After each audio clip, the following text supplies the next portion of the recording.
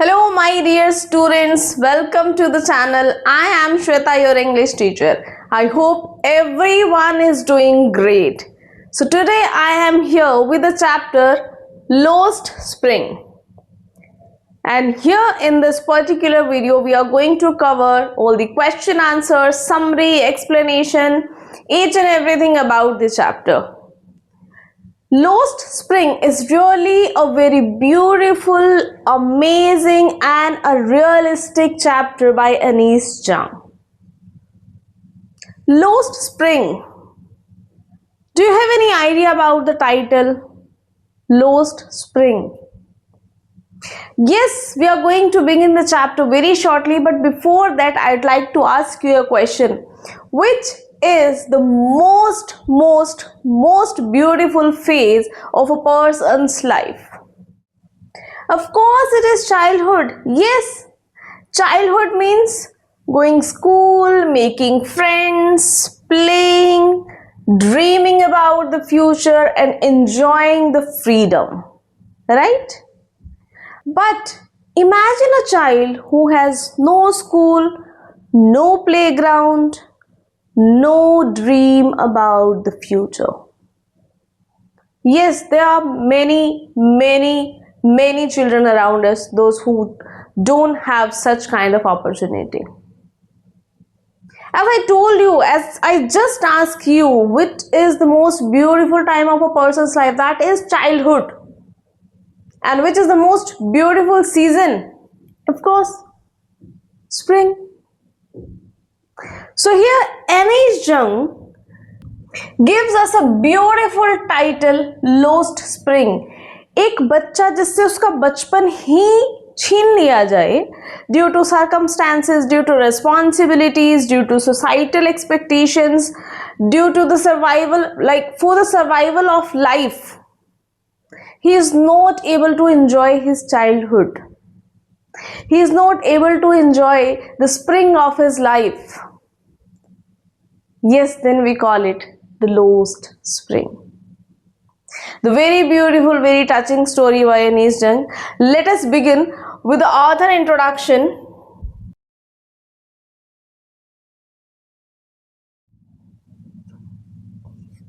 Yes, the chapter is written by Anish Jung. Anish Jung, born in 1944, was born in Rourkela and spent her childhood and adolescence in Hyderabad. She received her education in Hyderabad and in the United States of America. So, Anish Jung, जिनका जन्म होता है 1944 में and she was born in Rourkela, ठीक है, और उनका childhood and adolescence time उनका हैदराबाद में स्पेंड हुआ है. उनकी जो अर्ली एजुकेशन है, if I talk about, that is from Hyderabad and after that it is from United states of America. Her parents were both writers. Anish Jung began her career as a writer in India. She has been an editor and columnist for major newspaper in India and abroad and has authored several books. The following is an excerpt from her book entitled Lost Spring. जो अभी हम पढ़ने वाले हैं ये उन्हीं की book में से एक एक्सर्प्ट लिया गया है, ठीक है, जिसको नाम दिया गया है Lost Spring, Story of Stolen Childhood. Here she analyses the grinding poverty and traditions which condemn these children to a life of exploitation. Actually, this is the story of two boys, Mukesh and Sahab-e-Alam. Sahab-e-Alam, the honor of the universe. But is he? We will read through the chapter. So let us begin with a summary of the chapter.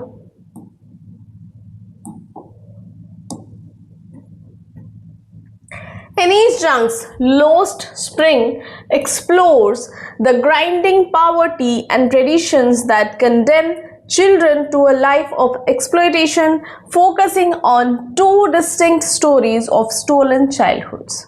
The first part introduces Sahab-e-Alam. A young rag picker from Simapuri on the periphery of Delhi, whose family migrated from Dhaka after storms destroyed their home and fields.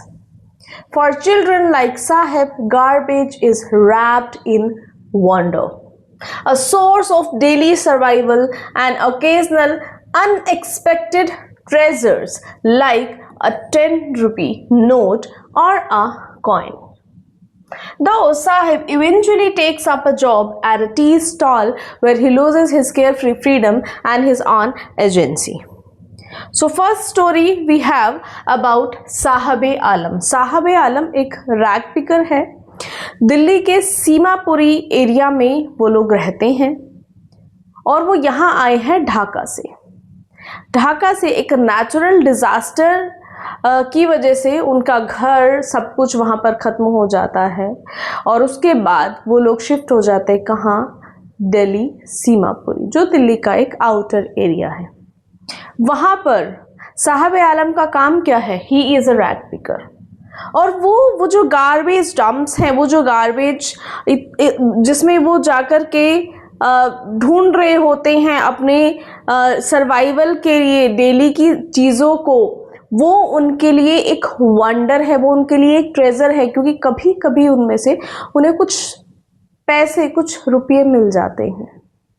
उन्हीं में से जो सामान लोग ऐसे unnecessary या हम ये सोच के फेंक देते हैं कि नहीं, it is of no use now, वो ही सामान उनके लिए कई बार एक वंडर की तरह निकल के आता है कि अरे वाह, ये तो मेरे काम आ सकता है. That is the life of साहब आलम.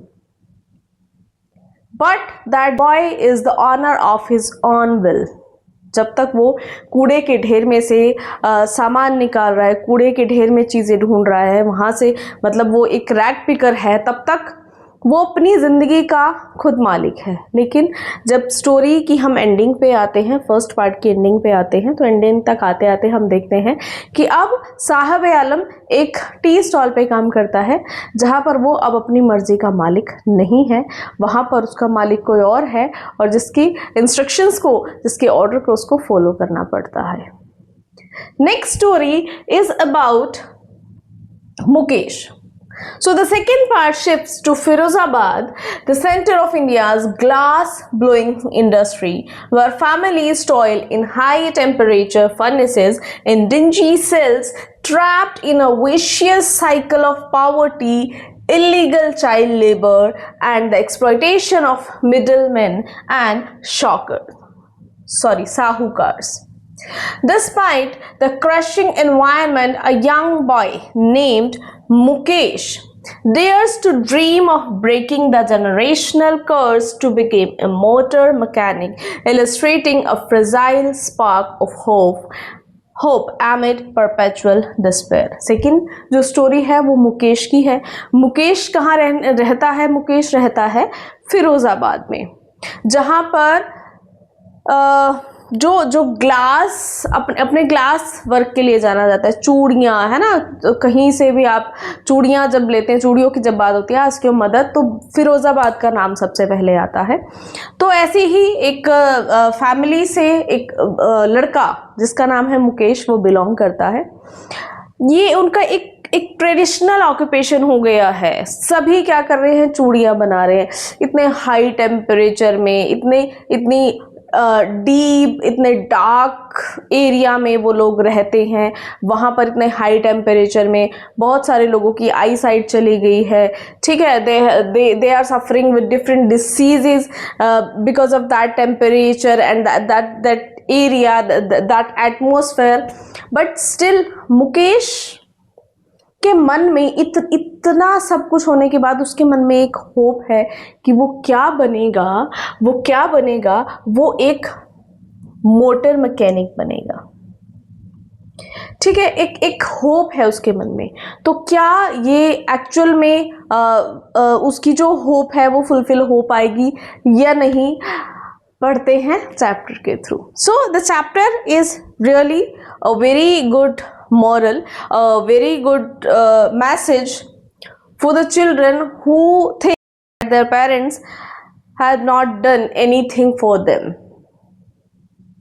ये चैप्टर जब भी मैं पढ़ती हूँ मेरी आंखों के सामने एक पिक्चर आती है। एक पिक्चर मैंने कभी कभी देखी थी, एक फोटो, उसमें एक साइड एक बच्चा था जो रैग पिकर था, उसके पास वही अपना थैला था, और एक साइड स्कूल में जाने वाला बच्चा था जो स्कूल बैग ले रहा था, and he was well uniform and all the things. ठीक है, देन लिखा क्या था उस पे? जो लोग कहते हैं कि हमारे पेरेंट्स ने हमारे लिए कुछ नहीं किया, वो एक बार ये बैग बदल के देख लें। तो जो हमारे जो पेरेंट्स हैं ना, वो पिलर्स हैं हमारी लाइफ के, है ना। तो जिन बच्चों के माइंड में कभी भी ये चीज़ आती है, कभी भी ये क्वेश्चन आता है कि हमारे पेरेंट्स ने हमारे लिए क्या किया है, वो एक बार ज़रूर सोचें, कुछ भी कहने से, कुछ भी सोचने से पहले, है ना। चलिए अपने चैप्टर को स्टार्ट करते हैं।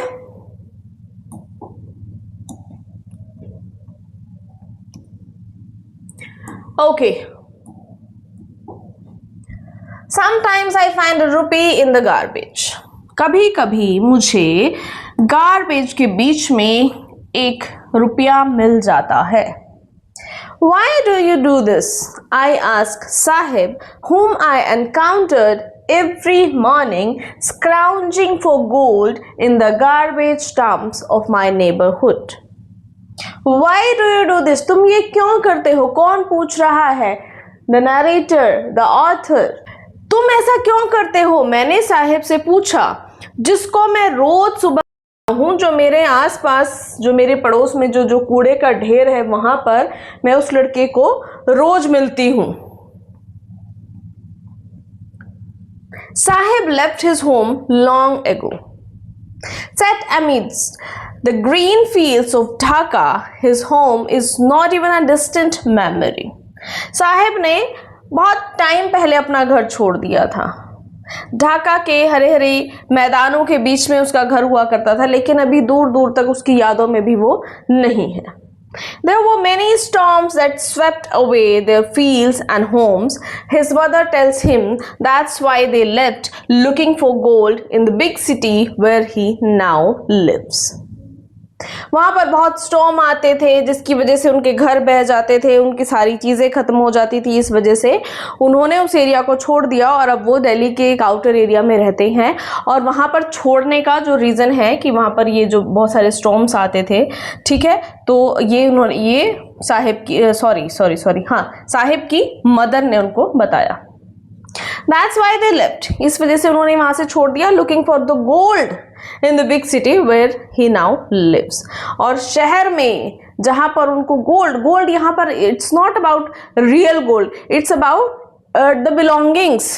ठीक है, अपने सर्वाइवल के लिए जो ज़रूरी चीज़ें उनको चाहिए, जो वहाँ पर नेचुरल डिजास्टर की वजह से उनको नहीं मिल पाती थी, होती थी, तो they were swept away.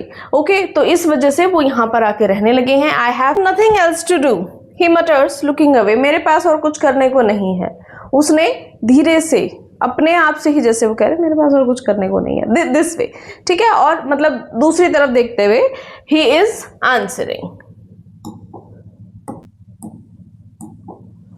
Go to school, I say glibly, realizing immediately how hollow the advice must sound. School जाओ। अब मैंने ज़्यादा सोचा नहीं और मैंने उसको बोल दिया, तो यहाँ नहीं है कुछ करने को, तो स्कूल जाओ। अब वहाँ कह तो दिया, अब सोच रहे हैं कि कह तो दिया, अगर उसकी स्कूल जाने की कंडीशन होती तो वो चला ही जाता ना, है ना। चलिए, there is no school in my neighbourhood, when they build one I will go. साहब कहता है कि मेरे आस पड़ोस में कोई स्कूल नहीं है, जब बन जाएगा तब मैं चला जाऊंगा, जब वो बना देंगे तो मैं चला जाऊंगा। If I start a school, will you come? I ask, half joking. मैंने मजाक करते हुए कहा, अगर मैं स्कूल बनाऊं तो तुम आओगे? Yes, he says, smiling broadly. और उसको बहुत अच्छा लगा कि हाँ, कोई है जो स्कूल बनाने वाला है हमारे आस पड़ोस में, तो उसने कहा हाँ बिल्कुल, and he was really happy. A few days later, I see him running up to me, is your school ready? कुछ दिन बाद मैंने उसको देखा कि वो भाग के मेरी तरफ आया और उसने मुझसे पूछा, क्या आपका स्कूल रेडी हो गया है, क्या स्कूल तैयार है? It takes longer to build a school, I say, embarrassed at having made a promise that was not meant. और मैंने कहा कि स्कूल बनने में बहुत टाइम लगता है, जबकि मुझे क्या बहुत शर्मिंदगी फील हो रही थी क्योंकि मैंने एक ऐसा प्रॉमिस किया जिसके कोई मायने नहीं थे, जिसका कोई मीनिंग नहीं था। मैंने तो बस वैसे ही कह दिया था कि मैं बना दूं, लेकिन एक छोटा सा सेंटेंस आपने जो बोल दिया है वो सामने वाले पे क्या इम्पैक्ट कर रहा है। But promises like mine about in every corner of his bleak world. मैंने जो बात ऐसे ही बोली थी वो उसके लिए बहुत गहरी बात थी। After months of knowing him, I asked him his name, साहबे Alam, he announces. काफ़ी महीने हो गए थे जब ऐसे ही आपस में मिलते हुए, तो मैंने एक दिन उससे उसका नाम पूछा कि तुम्हारा नाम क्या है, और उसने कहा साहबे आलम। He doesn't know what it means. उसको उसका मतलब नहीं पता था. If he knew its meaning, Lord of the universe, he would have a hard time believing it. अगर उसको इसका मीनिंग पता होता कि साहबे आलम का मतलब क्या होता है, इस पूरी सृष्टि का मालिक, इस पूरे संसार का मालिक, अगर उसको ऐसा पता होता तो उसको बहुत मुश्किल होती इस बात को विश्वास करने में, इस बात का यकीन आने में उसको बहुत टाइम लगता है कि सच में। Unaware of what his name represents, he roams the streets with his friends, an army of barefoot boys who appear like the morning birds and disappear at noon. अपने नाम के मतलब से अनजान वो गलियों में घूमता है अपने फ्रेंड्स के साथ, an army of barefoot boys, मतलब जितने भी लोग उसके साथ हैं अभी किसी के पैरों में कोई चप्पल कोई जूते नहीं है, सब ऐसे ही बेयरफुट हैं उसके साथ, ठीक है। जो एक मॉर्निंग के सुबह उस ऐसे आते हैं जैसे कोई सुबह में जो एक बर्ड्स हैं बहुत सारी आती हैं और दोपहर में वो गायब हो जाती हैं, in the same way. Over the months I have come to recognise each of them. कुछ महीने लगे, कुछ टाइम लगा और धीरे धीरे मैं उन सबको पहचानने लगी। Why aren't you wearing chappals? I ask one. मैंने एक से पूछा कि तुमने चप्पल क्यों नहीं पहनी हुई है? My mother did not bring them down from the shelf. He answered simply. उसने कहा कि मेरी मदर शेल्फ से मुझे उतार के नहीं देती है चप्पल। Even if she did, he will throw them off. Adds another who is wearing shoes that do not match. अगर देती भी ना तो भी ये पहनने वाला नहीं था। और ये जवाब दूसरे ने दिया जिसके पैरों में जूते थे बट वो जूते एक दूसरे से मैच नहीं कर रहे थे। When I comment on it, he shuffles his feet and says nothing. जब मैंने उसके जूतों पे कमेंट किया कि वो एक दूसरे से मैच नहीं कर रहे तो उसने उनको शफल किया लेकिन कुछ बोला नहीं। I want shoes, says a third boy who has never owned a pair all his life. और तीसरे ने कहा कि मुझे शूज चाहिए, जिसको जिंदगी में कभी शू पेयर मिला ही नहीं था। Traveling across the country, I have seen children walking barefoot in cities on village roads. एक से दूसरी कंट्री जाते हुए मैंने देखा है कि कैसे बच्चे सड़कों पर बेयरफुट घूम रहे हैं, शहरों में, गाँव में, है ना। It is not lack of money, but a tradition to say barefoot is one explanation. उनमें से एक ने कहा कि ये कोई ऐसा नहीं है कि पैसे नहीं है, ये हमारा ट्रेडिशन है जिसको हम फॉलो करते हैं। I wonder if this is only an excuse to explain away a perpetual state of poverty. मतलब मैं हैरान थी कि देखो अगर ये सच में एक्सक्यूज है अपनी पॉवर्टी को छुपाने का या अपनी उस कंडीशन को इस तरह से बताना कि हमारे यहाँ तो चप्पल पहनने का रिवाज ही नहीं है, हम तो रहते ही बेयरफुट हैं, तो मैं इस बात पे बहुत हैरान थी। I remember a story a man from Udupi once told me. मुझे एक स्टोरी याद है, उदीपी के एक आदमी ने मुझे बताया था। As a young boy, he would go to school past an old temple where his father was a priest. जब मैं बच्चा था, जब मैं छोटा बच्चा था, जब मैं स्कूल जाता था तो जहाँ पर वो पुराना मंदिर है उधर से जाता था जहाँ पर मेरे पापा पुजारी थे। उस मंदिर में उसके पिताजी पुजारी थे।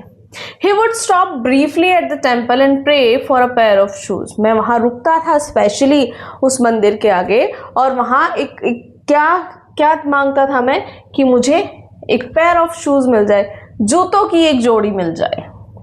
30 years later, I visited his town and then the temple, which was now drawn in an air of desolation. 30 साल बाद जब मैं वहाँ उस टाउन में गई, वो मंदिर जो अब पहले जैसा नहीं था, which was now drawn in the air of desolation, मतलब मंदिर है लेकिन वहां पर क्या है, कोई आसपास नहीं है उसके फिलहाल. In the backyard where lived the new priest, there were red and white plastic chairs. पीछे आंगन में जहां नए पुजारी रहते थे, वहां पर कुछ रेड और वाइट कलर की प्लास्टिक की चेयर्स रखी थी. A young boy dressed in a grey uniform, wearing socks and shoes, arrived panting and threw his school bag on a folding bed. एक बच्चा जो ग्रे कलर की यूनिफॉर्म पहने हुए था, सॉक्स पहने हुए था, शूज पहने हुए था, हाफता हुआ आता है और अपने स्कूल बैग को एक फोल्डिंग बेड पर फेंक देता है. Looking at the boy, I remembered the prayer another boy had made to the goddess where he had finally got a pair of shoes. जब मैंने उस लड़के की तरफ देखा तो मुझे वो प्रेयर याद आई, जब उस लड़के ने गॉडेस से प्रेयर की कि जब उसको फाइनली पेयर ऑफ शूज मिला तो उसने क्या प्रेयर की कि let me never lose them, मतलब मैं कभी, बस मुझसे अब इनको दूर मत करना. The goddess had granted his prayer, तो मतलब भगवान ने उसकी प्रार्थना जो है सुन ली. Young boys like the son of the priest now wore shoes. अभी क्या है कि जो बच्चे हैं वो पहनने लगे हैं शूज, लाइक प्रीस्ट पुजारी के जो बच्चे हैं, अभी इतना हो रहा है कि they are wearing socks and shoes. many others like the rag pickers in my neighborhood remain shoeless. लेकिन बहुत सारे अभी भी, जैसे ये रैग पिकर्स हैं, वो अभी भी शूज के बिना ही रह रहे हैं. Boy dressed in grey uniform, wearing socks and shoes, arrived panting and threw his school bag on a folding bed. Looking at the boy, sorry, ये रिपीट हो गया बेटा, ये रिपीट हो गया है. देखो ये इतना पोर्शन ना रिपीटेड है. shoeless remain shoeless. चलो आगे चलते हैं.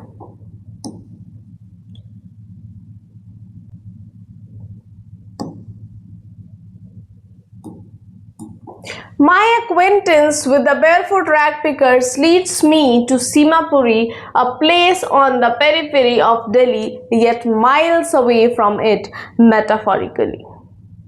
मेरी जो इन barefoot rag pickers से जान पहचान थी, ये मुझे कहाँ ले गई, सीमापुरी ले गई, जो दिल्ली के एक, मतलब दिल्ली के आउटर एरिया पे ही है, दिल्ली की पेरीफेरी पर ही है, लेकिन उससे बहुत दूर है. कैसे?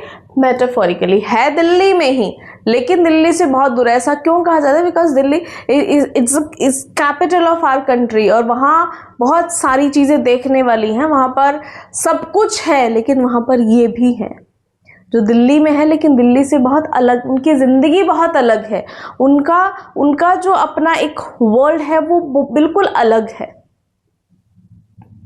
Those who live here are squatters who came from Bangladesh back in 1971.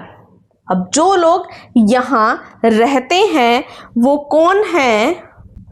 वो यहाँ पर जस्ट लाइक जैसे टेक ओवर कर लेते हैं ना एक जगह को, कि उस हिसाब से वो स्क्वेटर्स क्या होता है? स्क्वेटर्स मतलब जो कब्जा करने वाले लोग होते हैं कि हाँ हमारे पास अभी कुछ है नहीं, तो हमने क्या किया, वहाँ पर एक छोटा सा अपना हट काइंड ऑफ समथिंग बना लिया और वो वहाँ पर रह रहे हैं. मीन्स लीगली वो ज़मीन उनसे बिलोंग नहीं करती है, बट जैसे कि वो बाहर से आए हैं तो उनके पास अभी कुछ है नहीं, तो इस तरह से वो वहाँ पर रह रहे हैं. ठीक है, जो लोग यहाँ रहते हैं वो स्क्वेटर्स हैं, वो जो बांग्लादेश से आए हैं. कब? अराउंड 1971 से ये लोग वहाँ हैं. साहेब्स फैमिलीज अमंग देम, साहब की फैमिली भी उन्हीं में से एक है. Seemapuri was then a wilderness. It still is, but it is no longer empty. मतलब जब वो यहाँ आए 1971 में, जब वो लोग यहाँ आए थे, तब क्या था, ये एक जंगली सा एरिया था, है ना, जो आज भी है, लेकिन आज वो खाली नहीं है। मतलब ये मैंने ये ऐसे क्यों कहा, वाइल्डरनेस क्यों कहा ये ऑथर ने, इसको मैंने ऐसा क्यों कहा है सारे, मतलब वहां पर किसी तरह की कोई फैसिलिटी, कोई अमेनिटी नहीं थी, ठीक है, बस ऐसा था कि एरिया खाली था, वहां पर आसपास कुछ लगा नहीं, ये लोग वहां से आए, दे डिडंट हैव एनीथिंग, तो वो वहां आकर रहने लगे। आज भी वो एरिया ऐसा ही है, बस आज में और तब में डिफरेंस क्या है कि उस टाइम पे वो एरिया खाली था, आज वो खाली नहीं है। आज वहाँ साहिब जैसे लोग रहते हैं, उस जैसे बहुत सारे लोगों की फैमिली वहाँ रहती है, बट स्टिल वहाँ पर किसी तरह की कोई फैसिलिटी नहीं है। In structures of mud with roof of tin and tarpaulin, devoid of sewage, drainage or running water, live 10,000 rag pickers. मिट्टी के बने हुए घर, उसके ऊपर या तो टीन की या एक टारपोलिन मतलब एक आपने देखा होगा ब्लैक कलर का या कुछ ऐसे शीट होती है, उससे उसको कवर कर लेते हैं, है ना। तो या तो मतलब मिट्टी के घर है, उनके ऊपर या तो टीन की छत है, या फिर ऐसे ही उन्होंने एक टेम्परेरी एक अपने सर ढकने के लिए अरेंज किया हुआ है। ना कोई सीवेज है, ना कोई प्रॉपर ड्रेनेज है, ना पानी है। ऐसे एरिया में लगभग 10,000 रैग पिकर्स रहते हैं। They have lived here for more than 30 years without an identity, without permits, but with ration cards that get their names on voter list and enable them to buy grain. वो लोग यहाँ रहते हैं लगभग कितने साल से, 30 साल से भी ज्यादा से ये लोग यहाँ रहते हैं, और उनकी आज तक कोई अपनी पहचान नहीं है। उनको वहां रहने की कोई परमिशन है या नहीं, बस वो वहां रह रहे हैं, लेकिन हाँ उनके पास उनके राशन कार्ड हैं, ठीक है। राशन कार्ड क्यों है, क्योंकि वोटर लिस्ट पे उनका नाम आना चाहिए, एटलीस्ट वो वोट तो मिल जाते हैं, है ना। तो वोटर्स लिस्ट में उनका नाम है, जिसकी वजह से उनको बस क्या मिल जाता है कि वो अनाज मिल जाता है उनको। Food is more important for survival than an identity. If at the end of the day we can feed our families and go to bed without an aching stomach, we would rather live here than in the fields that gave us no grain, say a group of women in tattered saris. Then I asked them why they left the beautiful land of green fields and river. Wherever they find food, they pitch their tents and become transit homes. कहते हैं कि किसी भी identity से ज्यादा important है खाना। मतलब अगर हम रात को बिना पेट दर्द नहीं सो पा रहे हैं, तो हमारे लिए ये ही बहुत है। हमें कोई पहचान नहीं चाहिए, हमें बस खाना मिल जाए तो हम यहीं रह लेंगे। हम मतलब वो ग्राउंड जहाँ पे ग्रीनरी है, जहाँ पे सब कुछ है, जहाँ हम रहते थे, वहाँ पर जब हमें कुछ खाने को ही नहीं मिलता था, तो उससे हम यहाँ पर ठीक है, बेशक से कोई फैसिलिटी नहीं है, बट हम रात को इतना है कि हमारा पेट दर्द नहीं होता, मतलब हम भूखे पेट नहीं सो रहे हैं। ये एक आंसर था, ये एक रिप्लाई था एक लेडी का, जिसने एक सूती साड़ी पहनी हुई थी, ठीक है। और जब उनसे पूछा गया कि उन्होंने वो ब्यूटीफुल जो अपना लैंड है, जहाँ पर हरे हरे खेत हैं, नदियाँ हैं, सब कुछ है, वो वहाँ क्यों नहीं रहते, ठीक है। तो वो कहते हैं कि जहाँ पर हमें खाना मिल जाता है, हम वहीं पर टेंट बना के रह लेते हैं। अभी यहाँ पर हमें कुछ फैसिलिटी बेशक उनको नहीं मिल रही है, बट उनका कहना है कि हमें खाना मिल रहा है, हम भूखे पेट नहीं सो रहे हैं, हमारे लिए वो बहुत है। Children grow up in them becoming partners in survival. उन लोगों के जो बच्चे हैं, वो उनके सर्वाइवल में उनका एक अपना पार्ट होता है। वो स्कूल जाना, अपने बचपन को एंजॉय करना, अपनी फ्रीडम को एंजॉय करना, as I told you in the starting of the chapter, ये सब कुछ नहीं है। वो उनके सर्वाइवल में एक हेल्पर है, ठीक है। And survival in Seemapuri means rag picking. Seemapuri में सर्वाइवल का मतलब क्या है? Rag picking. Through the years, it has acquired the proportion of a fine art. Garbage to them is gold. It is their daily bread a roof over their heads. Even it is a leaking roof, but for a child it is even more. सालों से ये लोग यहीं रह रहे हैं, वहीं पर उन्होंने एक प्रॉपर एक प्रोपोर्शन अपना बनाया हुआ है, उसी में वो लोग रहते हैं, ठीक है। वहीं पर वो लोग जो गार्बेज डंप्स हैं वही उनके लिए गोल्ड है, वही उनके लिए सब कुछ है, वही उनके सर्वाइवल का उनके लिए एक साधन बना हुआ है कि वहीं से उनको खाना पीना मिलता है, उनके सर पे छत है, उनके लिए ही बहुत है। बेशक छत टपकती है पर ठीक है। I sometimes find a rupee, even a 10 rupee note. कभी कभी मुझे उसमें 1 रुपया मिलता है और कभी कभी तो 10 रुपए का नोट भी मिल जाता है। कौन कहता है? Sahib. Sahib says his eyes lighting up, मतलब आंखों में चमक है उसकी कि कभी कभी मुझे 1 रुपया मिलता है और कभी कभी तो 10 रुपए का नोट भी मिल जाता है इसमें से। When you can find a silver coin in a heap of garbage, you don't stop scrounging for there is hope of finding more.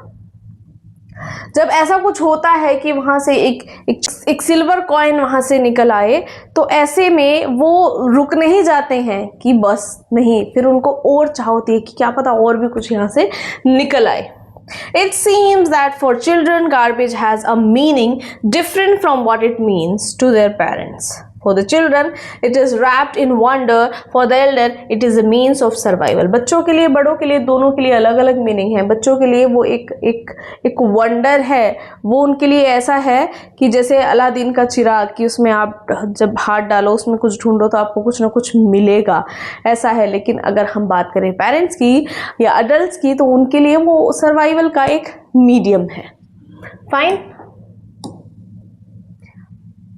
One winter morning, I see Sahib standing by the fenced gate of the neighborhood club, watching 2 young men dressed in white playing tennis. I like the game, he hums, content to watch it standing behind the fence. I go inside when no one is around. He admits, the gatekeeper lets me use the swing. एक दिन सर्दियों की सुबह मैंने साहिब को देखा कि वो कहाँ खड़ा था, नेबरहुड के एक फेंस्ड गेट के बाहर वहाँ पर खड़ा था, नेबरहुड क्लब के गेट के बाहर वो वहाँ पर खड़ा था। 2 लोगों को देख रहा था जिन्होंने वाइट कपड़े पहने हुए हैं और वो टेनिस खेल रहे हैं और ये गेम साहिब को पसंद है, ठीक है। वो उसको देखते हुए उसको बहुत अच्छा लग रहा है, वो फेंस के पीछे से उसको देख रहा है और कहता है कि मैं अंदर भी चला जाता हूँ। जो गेट कीपर है वो मुझे कभी कभी अंदर जाने देता है और मैं वहाँ पर क्या करता हूँ, मुझे वहाँ पर जो स्विंग्स हैं वो मैं यूज़ करता हूँ, मुझे वहाँ पर स्विंगिंग करना अच्छा लगता होगा साहिब को, तो मुझे वो जाना अलाउ कर देता है और मैं वहाँ स्विंग्स को यूज़ करता हूँ। Sahib too is wearing tennis shoes that look strange over his discolored shirt and shorts. Sahib ने भी टेनिस शूज पहने हुए हैं जो थोड़ा अजीब लग रहे हैं, क्योंकि उसके जो कपड़े हैं वो थोड़ा सा मतलब जो शर्ट है, जो शॉर्ट्स है वो थोड़ा सा डिस्कलर्ड है और ऐसे में टेनिस शूज पहने हुए हैं तो थोड़ा सा अजीब लग रहे हैं। Someone gave them to me, he says in the manner of an explanation.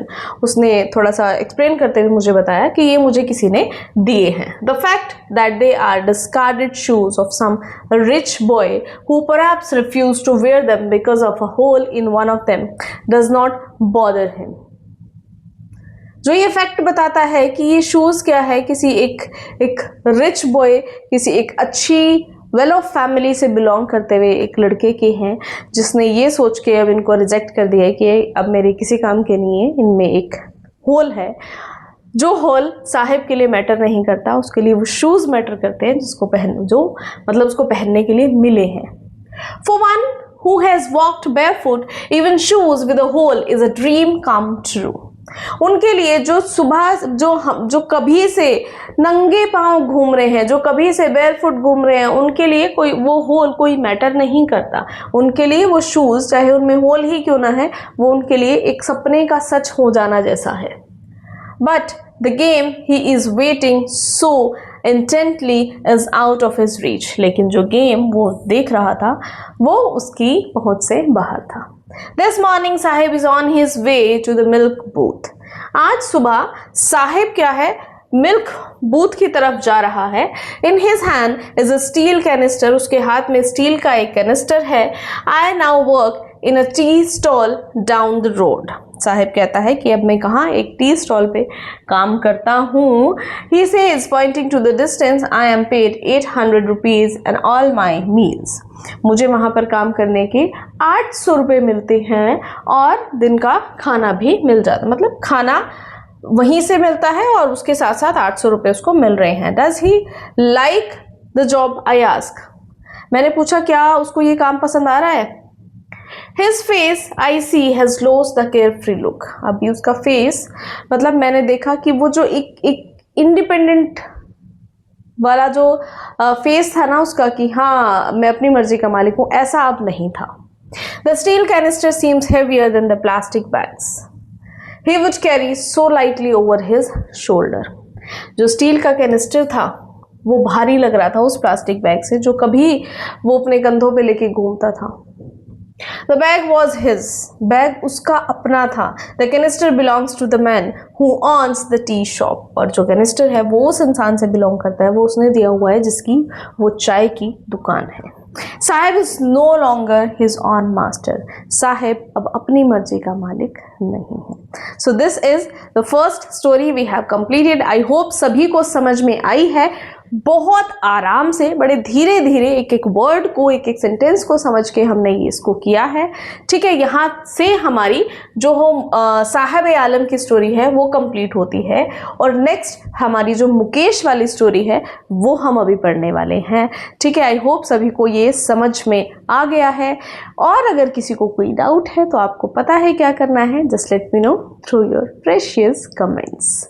Start करते हैं अपने नेक्स्ट पार्ट को. I want to drive a car. Mukesh insists on being his own master. I will be a motor mechanic, he announces. मैं गाड़ी चलाना चाहता हूँ. मुकेश कह रहा है ये बात कि मैं गाड़ी चलाना चाहता हूँ. ठीक है, मतलब मुकेश अपना खुद का मालिक खुद बनना चाहता है. I will be a motor mechanic. वो कहता है कि मैं क्या बनूंगा, मैं एक दिन एक मोटर मैकेनिक बनूंगा. Do you know anything about cars? I ask. मैंने उससे पूछा क्या तुम गाड़ियों के बारे में कुछ जानते हो. I will learn to drive a car, he answers, looking straight into my eyes. मेरी आंखों में देखते हुए उसने कहा कि मैं गाड़ी चलाना सीख लूंगा. His dream looms like a mirage amidst the dust of streets that fill his town, Firozabad, famous for its bangles. उसका सपना फिरोजाबाद की गलियों में ऐसे भटक रहा है जैसे कोई हिरन कस्तूरी को ढूंढने के लिए घूम रहा होता है. इस तरह से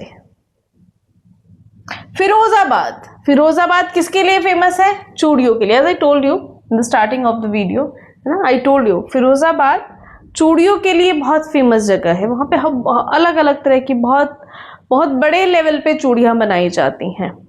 ओके, तो वहाँ पे रहता है मुकेश की फैमिली भी उन्हीं में से बिलोंग करती है जो ट्रेडिशनली एक के बाद एक बस उनका यही चल रहा है कि वो चूड़ी ही बनाते आ रहे हैं जनरेशन बाय जनरेशन.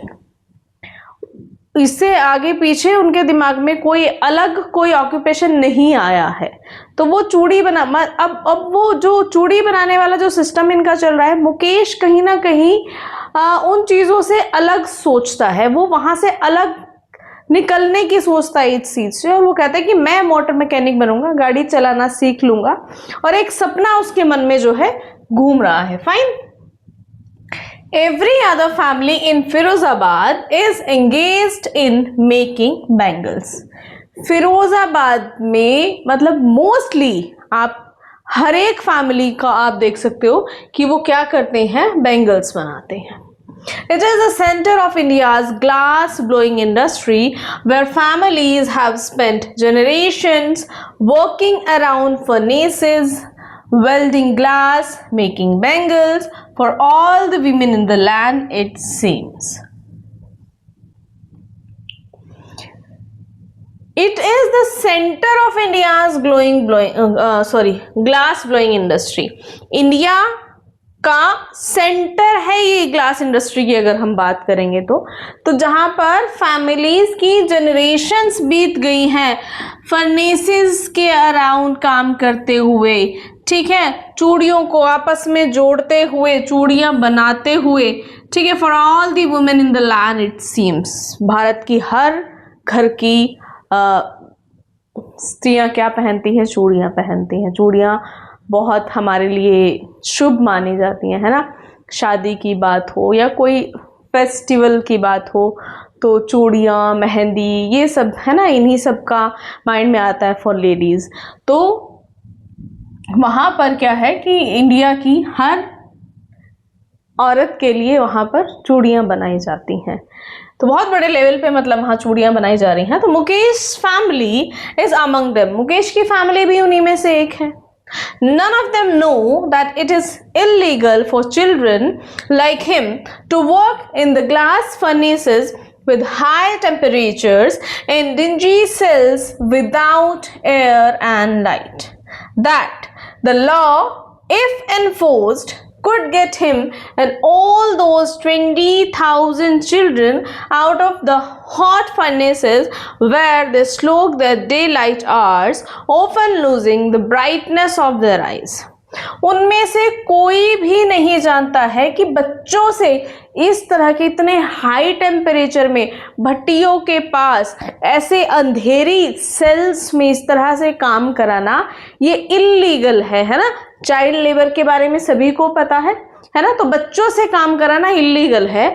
अगर कानून वहां पर लागू किया जाए तो मुकेश के जैसे लगभग 20,000 बच्चों को उन भट्टियों से, जहां पर वो अपना पूरा दिन स्पेंड करते हैं और काम करते करते कई बार अपनी आंखों की रोशनी खो देते हैं, ऐसी जगह से उनको निकाला जा सकता है अगर वहां कोई एक पर्सन प्रॉपर कानून जानता हो और कानून को लागू किया जाए वहां पर properly.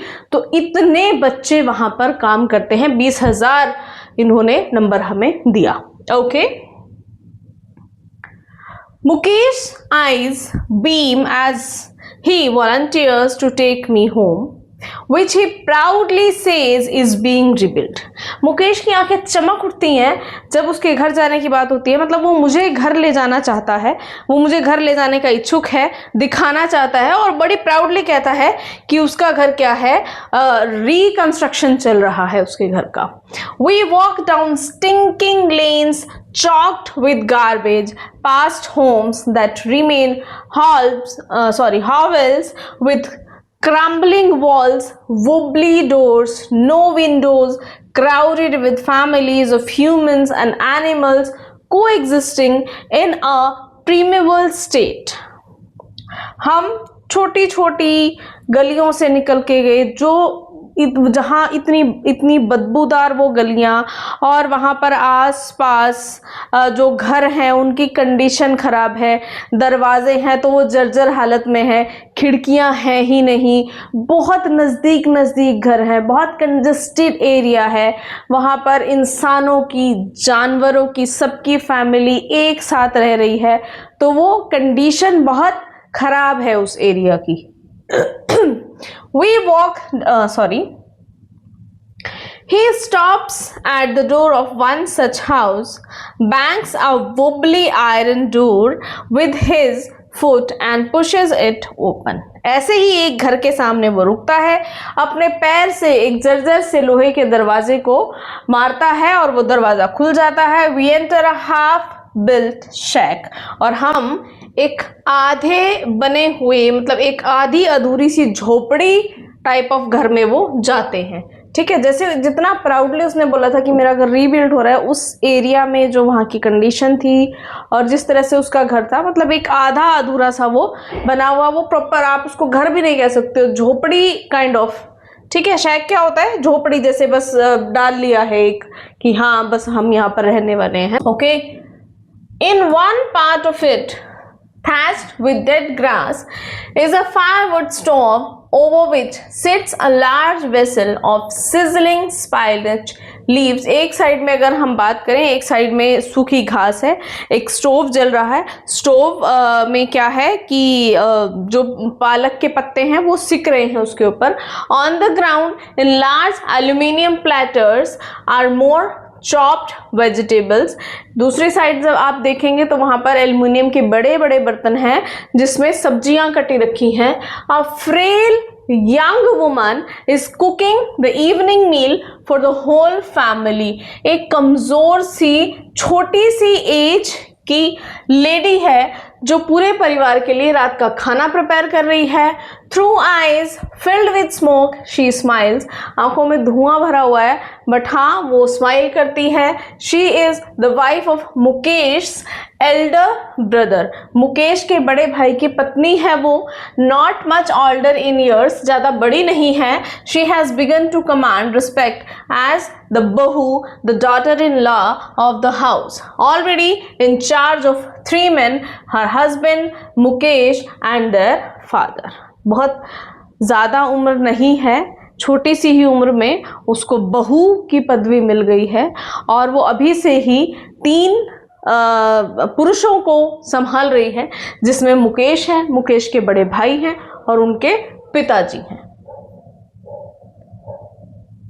When the older man enters, she gently withdraws behind the broken wall and brings her wheel closer to her face. जैसे ही एक ओल्ड मैन वहाँ पर एंटर करते हैं, ऑब्वियसली मुकेश के फादर हैं, जिनको देख करके वो जो एक वहाँ पर छोटी सी टूटी सी दीवार है उसके पीछे अपने आप को छिपा लेती है और अपना जो घूंघट है वो अपने फेस के नज़दीक लाती है, मतलब घूंघट कर लेती है उनको देख करके. As custom demands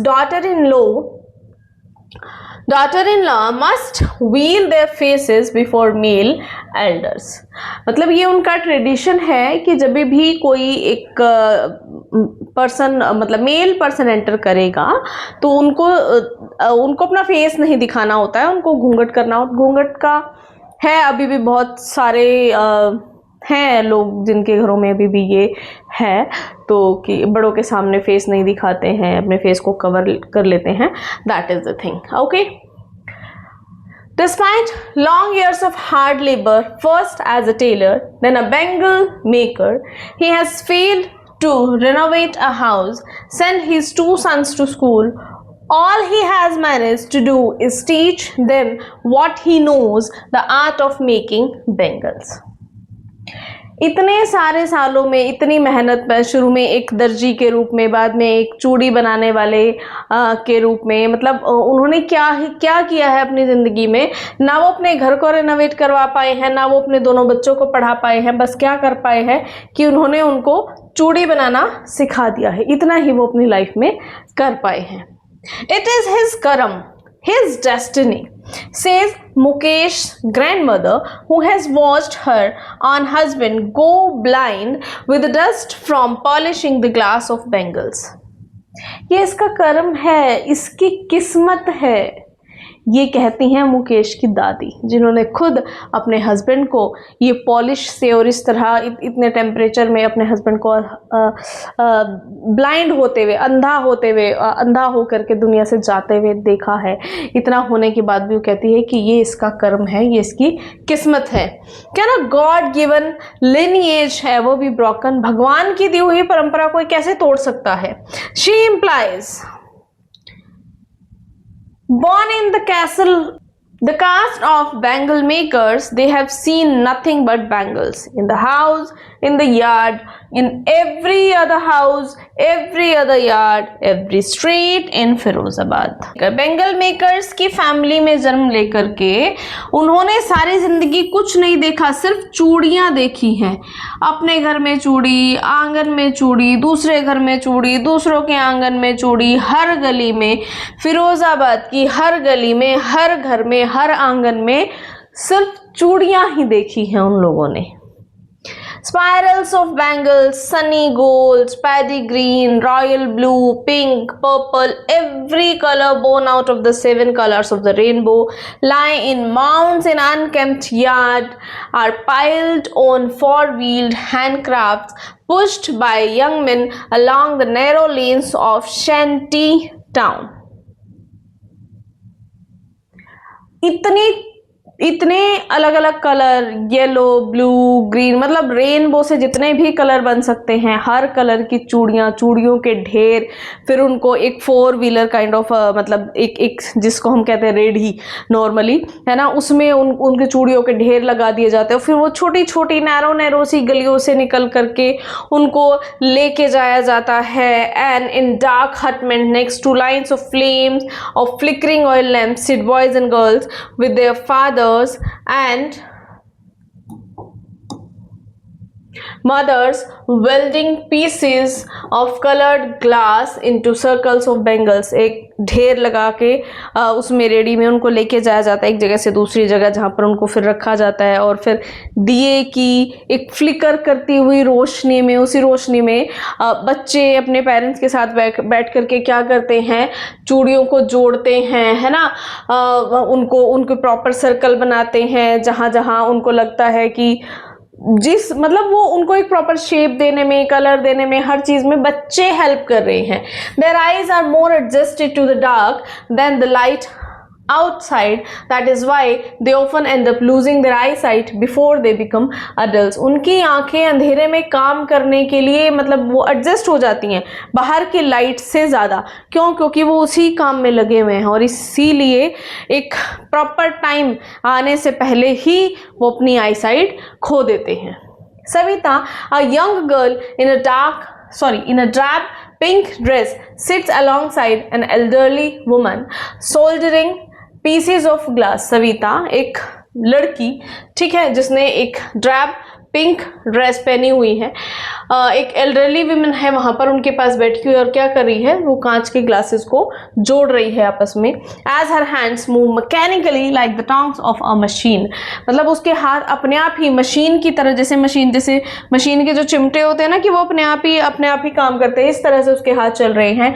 I wander if she knows the sanctity of the bangles she helps make.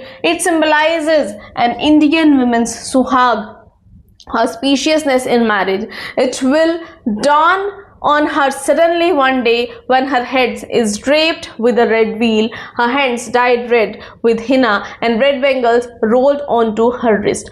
मतलब मैं सोचती हूँ कि जब वो बैठेगी तो वो क्या उस चीज़ को सोचती होगी कि चूड़ियाँ हमारे लिए कितनी ऑस्पिशियस मानी जाती हैं, सुहाग का प्रतीक मानी जाती हैं। और एक दिन ऐसा भी होगा जब वही लड़की एकदम से एक सुबह ऐसी आएगी कि उसके हाथों में रंग बिरंगी चूड़ियाँ होंगी, उसके हाथ हिना से रेड होंगे, उसके सिर पे लाल रंग का घूंघट होगा और ऐसा कुछ हो जाएगा। मतलब उसकी लाइफ जो है चेंज हो जाएगी सडनली। इन्हीं चूड़ियों में करते करते, इन्हीं चूड़ियों को बनाते एक दिन उसके हाथ में वही चूड़ियाँ आ जाएंगी। She will then become a bride। फिर वो एक दुल्हन बन जाएगी, like the old woman beside her who became one many years ago। बिल्कुल उसी की तरह जो औरत उनके बराबर, उस लड़की के बराबर में बैठी हैं जो कभी काफ़ी साल पहले एक बहू बनी होगी। She still has bangles on her wrist but no light in her eyes। उनकी हाथों में चूड़ियाँ अभी भी हैं पर आंखों में रोशनी नहीं है। एक वक्त शेर भर खाना भी नहीं खाया। She says in a voice drained of joy। एक टाइम से पेट भर के खाना तक नहीं खाया है, इस तरह से वो जो लेडी है वो बता रही हैं। उनके हाथ तो काम कर रहे हैं लेकिन आवाज़ से जॉय, आवाज़ से वो जो एक जोश होता है, एक जो हैप्पीनेस होती है वो ख़त्म हो चुकी है। she has not enjoyed even one full meal in her entire lifetime। वो पूरी ज़िंदगी भर उसने एक बार भी प्रॉपर पेट भर के खाना नहीं खाया है। That's what she has reaped। Her husband, an old man with a flowing beard, says, I know nothing except bangles। All I have done is make a house for the family to live in। उनके जो husband हैं वो कहते हैं उनके जो husband हैं उनकी दाढ़ी है और वो कहते हैं कि मुझे नहीं पता, चूड़ियों से आगे मैं कुछ नहीं जानता हूँ, मुझे सिर्फ इतना पता है कि हाँ मैंने एक घर बना दिया है जिसमें क्या है, फैमिली रहती है। Hearing him, one wonders if he has achieved what many have failed in their lifetime. He has a roof over his head. उसको सुन के मतलब कोई इस बात के लिए हैरान होगा कि हाँ उसने वो अचीव किया है जो बहुत लोग नहीं कर पाते अपनी जिंदगी में। वो है उनके सर पे अभी भी एक छत है जो बहुत सारों के पास नहीं होती है। The cry of not having money to do anything except carry on the business of making bangles, not even enough to eat, rings in every home. The young men echo the lament of their elders. Little has moved with time, it seems, in Firozabad. Years of mind-numbing toil have killed all initiative and the ability to dream. मतलब चूड़ी बनाने के अलावा कुछ और उसके अलावा पैसे नहीं है, बस चूड़ियां ही बनाए जा रहे हैं, पेट भर के खाना नहीं है। ये फिरोजाबाद के लिए नॉर्मल हो गया है। जो बच्चे हैं वो अपने बड़ों के उसी लैमेंट को, उसी विलाप को, उसी दुख को दोहराते जा रहे हैं। मतलब एक जनरेशन वो सेटिस्फाइड नहीं है उस काम से, लेकिन दूसरी फिर भी वही काम कर रही है, वो भी सेटिस्फाइड नहीं है पर तीसरी वही काम कर रही है। The young men echo the lament of their elders. Little has moved time, it seems, in Firozabad. Years of mind-numbing toil have killed all initiative and the ability to dream. मतलब सालों की ये जो मेहनत है ना, जो बिना थके चले जा रहे हैं, चूड़ियां बनाए जा रही हैं, जनरेशन, एक जनरेशन, दूसरी जनरेशन, तीसरी जनरेशन, सेटिस्फाइड कोई नहीं है, सब उसी दुख में है, सब उसी परेशानी में है, पर एक के बाद एक किए जा रहे हैं। और उसी काम में ऐसा हो गया है कि किसी को यही नहीं है कि कोई इनिशिएटिव ले, कोई उस चीज़ के बारे में सोच ही नहीं पा रहा है। ऐसा लग रहा है जैसे फिरोजाबाद में टाइम बहुत कम चेंज, कुछ वहाँ पर चेंज हुआ ही नहीं है, सब कुछ ऐसा ही है।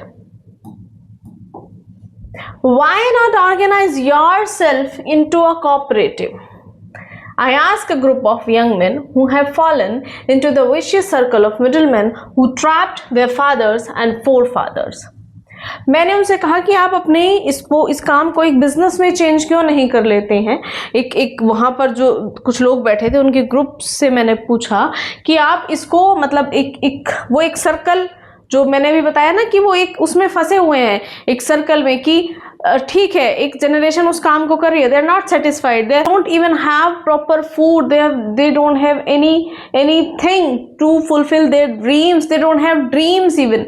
उसके बाद वो दूसरी जनरेशन भी वही काम कर रही है, वो भी उसी चीज़ को दोहराती जा रही है। तो मैंने बोला कि जब इस चक्रव्यूह में जो फंसे हुए हैं, आप इसको एक बिजनेस क्यों नहीं बनाते, आप इसको एक अच्छे सर्कल पे एक प्रॉपर तरीके से एक कोऑपरेटिव वे में क्यों नहीं करते हैं। तो even if we get organized, we all are ones who will be hauled up by the police, beaten and dragged to the jail for doing something illegal. अगर हम ऐसा करेंगे तो हम सबको पकड़ा जाएगा, पुलिस हमें पकड़ के ले जाएगी, मारेगी और जेल में डाल देगी। किस लिए? क्योंकि हमने क्या किया है, इलीगल काम किया है। They say there is no leader among them, no one who could help them see things differently.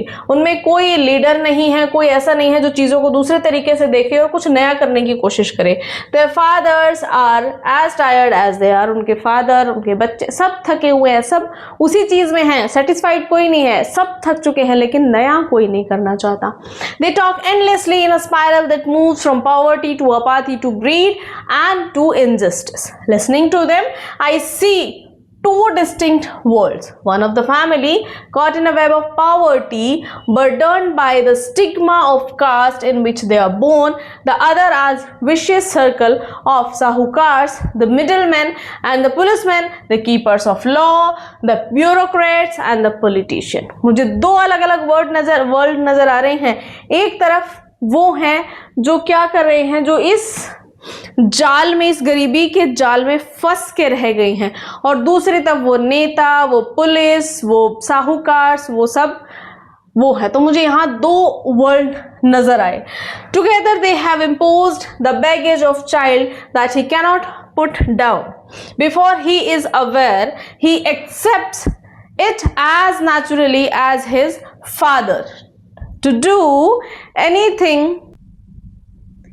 anything else would mean to dare and daring is not part of his growing up.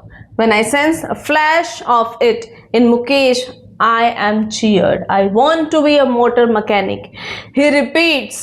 मतलब वहाँ की जो condition है वो ऐसी है कि अपने आप पे उन्होंने उस चीज को इम्पोज कर रखा है कि उससे आगे कुछ है ही नहीं, है ना। उसी जाल में वो लोग फंसे हुए हैं। कोई कुछ नया सोचना नहीं चाहता, कुछ नया नहीं करना चाहता, वहां से निकलना नहीं चाहता। Although they all are sad, nobody is happy there, nobody is satisfied with the work, nobody is satisfied with their life.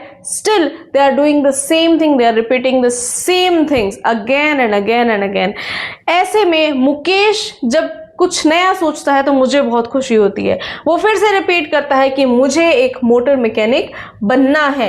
He will go to a garage and learn. वो एक गैराज में जाएगा और वहाँ पे सीखेगा। But the garage is a long way from his house. But वो उसके घर से बहुत दूर है। I will walk, he insists. वो कहता है कि मैं पैदल जाऊंगा। Do you also dream of flying a plane? He is suddenly silent. तो मैंने उससे कहा कि क्या तुम प्लेन भी उड़ाना चाहते हो? ऐसे में अब वो चुप हो जाता है। No, he says staring at the ground. नीचे देखता है और कुछ बोल नहीं पाता है, बस इतना कहता है no. In his small murmur there is an embarrassment that has not yet turned into regret. उसकी जब वो नीचे देख रहा है तो उस वो कुछ बोल नहीं पा रहा है, और वो जो अंदर अंदर जो बोल रहा है नहीं, उसमें एक एम्बैरेसमेंट है, एक शर्मिंदगी है जो अभी जो पछतावा नहीं बनी है। He is content to dream of cars that he sees hurtling down the streets of his town. Few airplanes fly over Firozabad. मतलब वो अपने सपने से संतुष्ट है क्योंकि उसने गाड़ियों को फिरोजाबाद में देखा है, तो वो गाड़ियों तक संतुष्ट है। अगर बात करें जहाज की तो जहाज बहुत कम फिरोजाबाद के ऊपर से गुजरते हैं, तो वो फिर वहां तक उसने सपना नहीं देखा है, लेकिन फिर भी अपने उस सर्कल से हट के कुछ करने का सपना उसने जरूर देखा है। So this way we have completed the another part also. I hope समझ में आया हो सभी को। Is there any doubt you can let me know through the comment section. दो स्टोरीज हमने यहाँ पे पढ़ी, एक साहिब की स्टोरी, दूसरी पढ़ी हमने मुकेश की स्टोरी। दोनों बच्चे अपने स्प्रिंग को, अपने ब्यूटीफुल टाइम को अपनी लाइफ के खो चुके हैं। And this way the title lost spring is really a great title, जो हमें एक बहुत बड़ा मैसेज देता है। एक जो सोसाइटल प्रॉब्लम है हमारे सामने, उसको निकाल के लेकर के आता है। ठीक है, so this chapter is really great chapter we can say. आगे चलेंगे अपने question answers.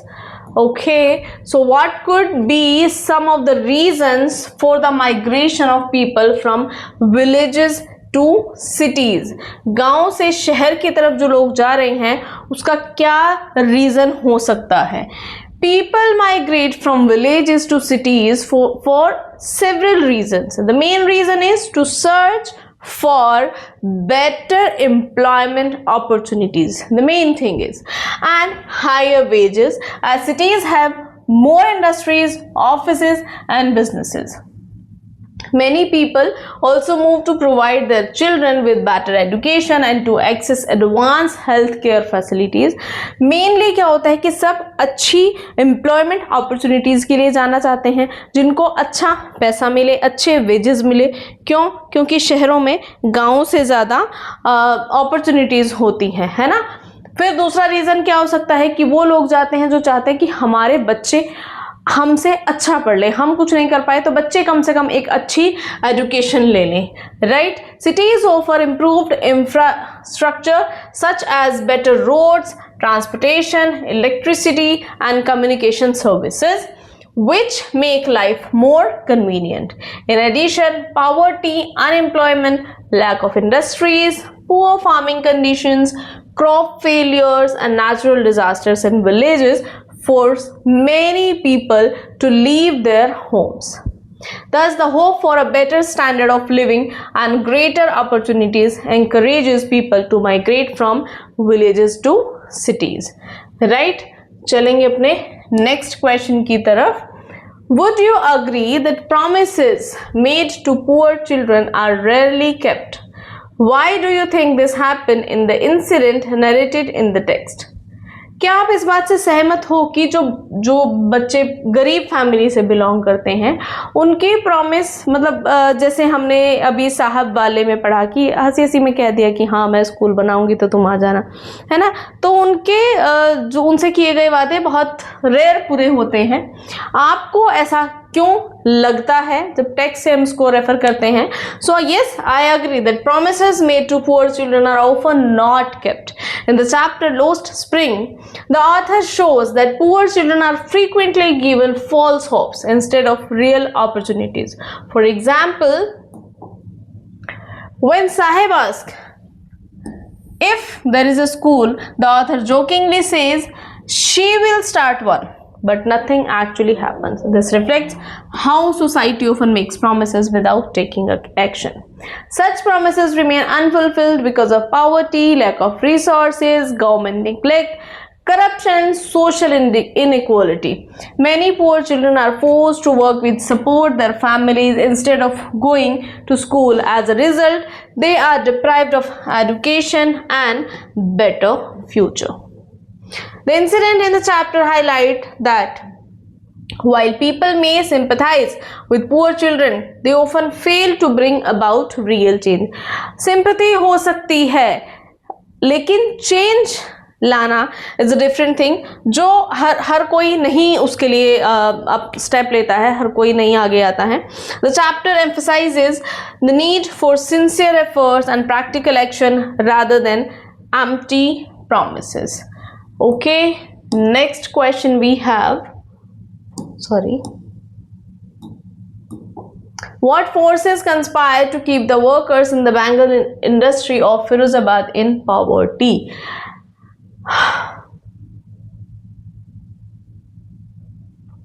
The workers in the bangle industry of Firozabad remain trapped in poverty because of several social, economical and political forces. तो अलग अलग reason है, अलग अलग कारणों की वजह से वो एक उसी वेब में उसी वहीं पर ट्रैप होकर रह गई हैं. They work in unsafe and unhealthy condition for very low wages, yet they are unable to earn enough to improve their lives. Most families are caught in vicious cycle of the poverty, where children are forced to continue the same work as their parents instead of receiving an education. The workers are also exploited by middlemen, moneylenders, traders, factory owners who pay them very little while making large profits. उनको बहुत कम दिया जाता है, मेहनत उन्हीं की होती है, बनाने वाले वही होते हैं, लेकिन जो बीच में जो लोग होते हैं वो ज़्यादा ले जाते हैं और जिनकी एक्चुअल मेहनत होती है उनको कुछ नहीं मिल पाता है. Many families are burdened with debts, making it impossible for them to escape the industry. In addition, corruption, lack of government support, illiteracy, and the absence of alternative employment opportunities prevent them from improving their situation. Thus, poverty, exploitation, child labor, poor working conditions, and lack of education together keep the bangle workers of Firozabad trapped in a cycle of misery and deprivation. Okay, next question is long question. How does Anish Jung present the harsh realities of child labor in Lost Spring? Lost Spring में कैसे child labor की harsh reality को represent किया गया है? तो in Lost Spring, Anish Jung presents the harsh realities of child labor through the lives of Sahib और मुकेश. साहिब कौन है? रैग पिकर, और Mukesh belong to a bangle maker family from Firozabad. Both children are forced to work from an early age because of poverty instead of enjoying their childhood to going to school. Sahib spends his days collecting garbage to support his family. Although he dreams of getting an education, poverty leaves him with no choice but to work. Mukesh belongs a family of Bengal makers and works in dangerous conditions near hot furnaces. आपको पता है जहाँ पर कांच को melt किया जाता है कितना हाई टेम्परेचर चाहिए होता है उसको मेल्ट करने के लिए, फिर उसको एक शेप देने के लिए उसको उसी कंडीशन में रखना पड़ता है, मेल्ट होगा तभी उसको कोई शेप दे पाएंगे। तो वहाँ का टेम्परेचर बहुत ज़्यादा होता है। ऐसे टेम्परेचर में बच्चों के लिए काम करना इज़ रियली, आप सोच के देखो एक बार कि कितना मुश्किल है। The workers suffer from poor health, low wages and exploitation bye middleman and money lenders. Most children inherit the same profession as their parents, making it difficult to escape the cycle of poverty. Through these two stories, Anees Jung highlights how poverty, illiteracy, exploitation, and lack of opportunities rob children of their childhood, education, and dreams. The chapter strongly condemns child labor and urges society to ensure that every child receives education, freedom, and a better future. ये सभी का right है. Okay? I think this is the last question. Let's see. How does the title Lost Spring reflect the lives of Sahib and Mukesh? The title Lost Spring is highly appropriate. ये important question है बेटा, ये देख लेना क्योंकि title से question बन जाता है इस चैप्टर का, है ना। बहुत बड़ा ज़बरदस्त टाइटल है ये। The title Lost Spring is highly appropriate because it symbolizes the lost childhood, innocence, hopes, and dreams of poor children like Sahib and Mukesh. The word spring represents youth, happiness, growth, new beginning, but these children are deprived of all these joys because of their poverty and child labor. Sahib, a rat picker from Simapuri, spends his childhood collecting garbage instead of going to school and playing like other children. Similarly, Mukesh works in hazardous Bengal making industries of Firozabad from a young age. Although he dreams of becoming a motor mechanic, he faces social and economic barriers that make achieving his dream difficult.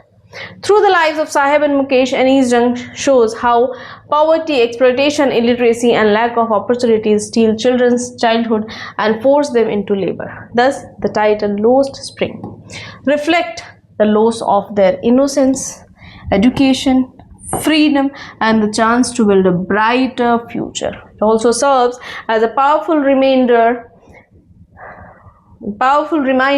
of society's responsibility to protect every child's right to a happy childhood and education. Okay,